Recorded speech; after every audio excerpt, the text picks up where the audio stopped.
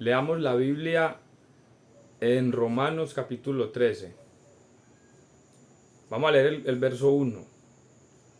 Sométase toda persona a las autoridades superiores, porque no hay autoridad sino de parte de Dios, y las que hay por Dios han sido establecidas. Gloria al nombre de nuestro Señor Jesús. Este verso vamos a salir de una duda o vamos a entrar en una duda alguno, ¿cierto? Este verso me lo han utilizado y lo han utilizado muchas personas, hermanos que comparten mi fe, hermanos que no comparten mi fe, pentecostales, trinitarios también, y toda persona que lee la Biblia. Que este verso está hablando de que nosotros como hijos de Dios nos debemos someter a las autoridades que hay en este mundo. Eso nos han explicado.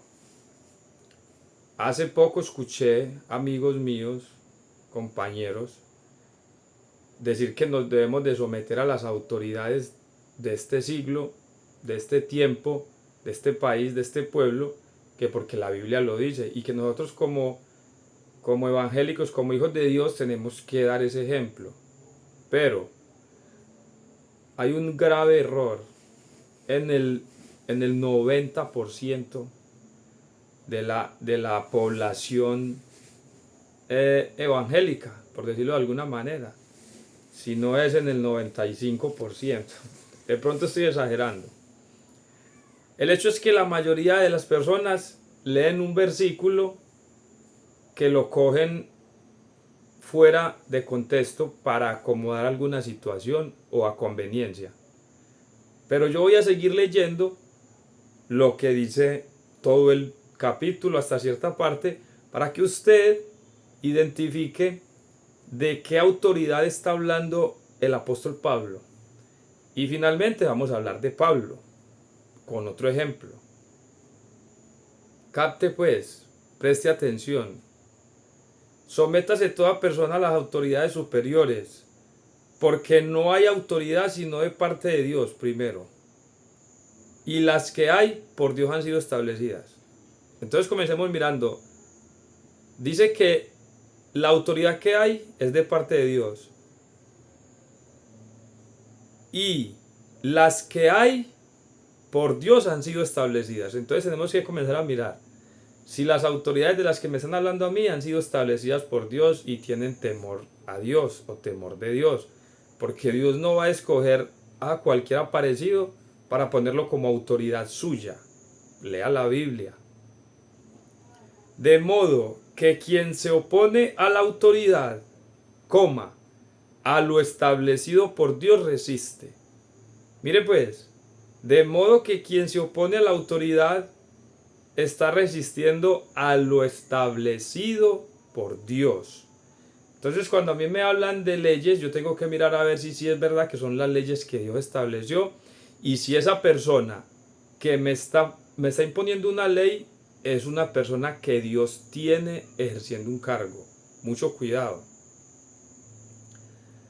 De modo que quien se opone a la autoridad, a lo establecido por Dios resiste, y los que resisten acarrean para sí mismos condenación, porque los magistrados no están para infundir temor al que hace bien, sino al malo. ¿Sí será así en nuestro siglo? ¿Será que las autoridades sí hacen infundir temor al malo o será el bueno? Bueno, sigamos analizando. ¿Quieres pues no temer la autoridad? Haz lo bueno y tendrás alabanza de ella. ¿Qué les recuerda ese versículo? La ley me muestra a mí lo bueno. Si la obedezco me acarreo salvación, y si desobedezco la ley me acarreo condenación. Y aquí está diciendo, ¿Quieres pues no temer la autoridad? Haz lo bueno y tendrás alabanza de ella. ¿Usted le tiene miedo a la ley? ¿Por qué? Porque anda infringiendo la ley. Entonces aquí dice, ¿quieres no temer la autoridad? Haz lo bueno. ¿Quieres no temer a la ley? Haga lo bueno y verá que la ley no tiene nada que ver con usted. ¿Qué dice Gálatas 5, 22, 23 por ahí?